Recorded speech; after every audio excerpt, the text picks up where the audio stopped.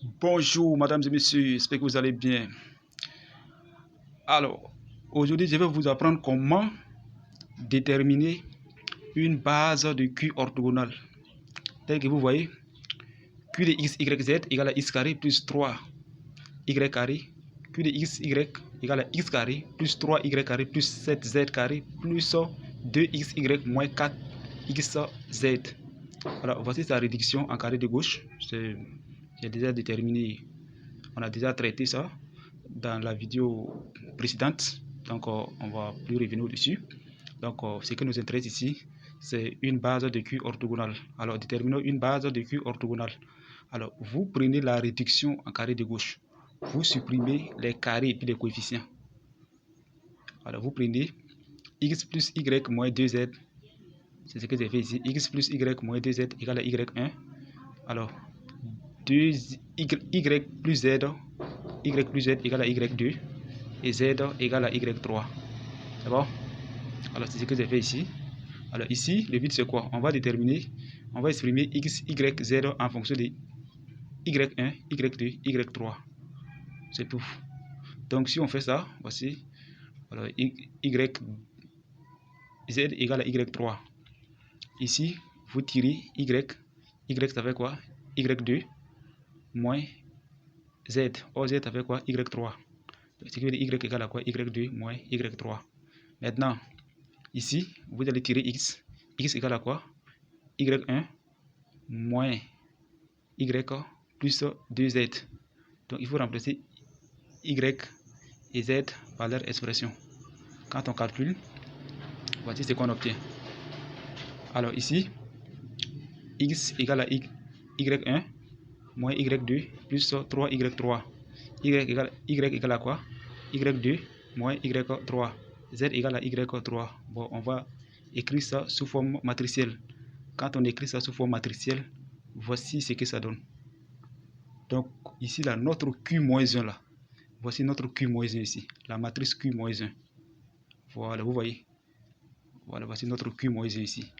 Maintenant, la base de Q orthogonale là, vous allez dire tout simplement que soit U1 égale les valeurs de la première colonne de Q-1, U2 les valeurs de la deuxième colonne de Q-1 et U3 les valeurs de la troisième colonne de Q-1. À la fin, vous dites que B égale U1, U2, U3 est une base de Q orthogonale. Alors, si on vous demande la matrice dans cette base, alors c'est une matrice diagonale. La matrice dans cette base, c'est quoi? Vous prenez la réduction en carré de gauche, telle que vous voyez, et vous écrivez les coefficients de façon diagonale. Ça fait 1, 2, 1. Et donc, la matrice dans cette base, c'est quoi? C'est une matrice diagonale, telle que vous voyez. Voilà, voici comment est-ce qu'on détermine une base de Q orthogonale, accompagnée de la matrice dans la base. Alors, on pouvait calculer D d'une autre manière. Alors, tel que vous voyez, voici la suite ici. Tel que vous voyez. Alors, ici, Q-1, c'est le même exercice qui continue. Q-1 égale à tout ça. U1, U2, bon, ce sont des choses qu'on a déjà fait. Alors, vous allez déterminer quoi? La matrice de passage P. La matrice de passage P, c'est quoi? U1, U2, U3. Donc, il faut remplacer U1 par ses coordonnées, U2 aussi par ses coordonnées et U3 aussi par ses coordonnées. Ce qui veut dire que la matrice P là, c'est égal à quoi? C'est égal à la matrice Q-1 ici. Donc, vous allez déterminer quoi? La transposée de P.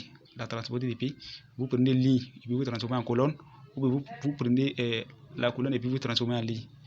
Alors, mais moi j'ai pris la ligne et puis j'ai transformé en colonne. Donc, voici la transposée de la matrice P ici.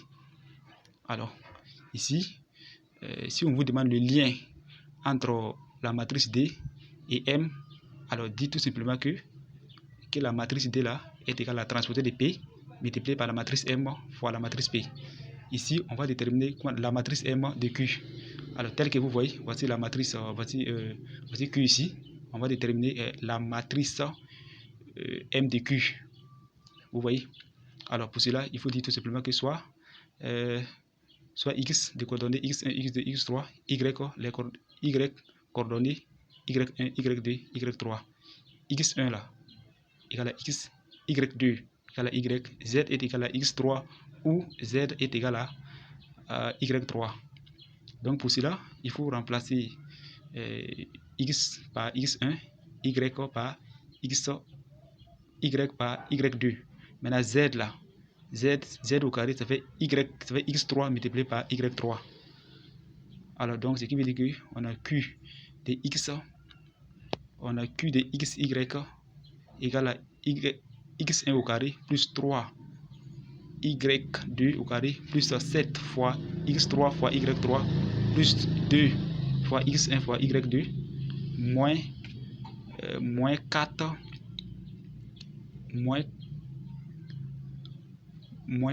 fois x1 fois y3.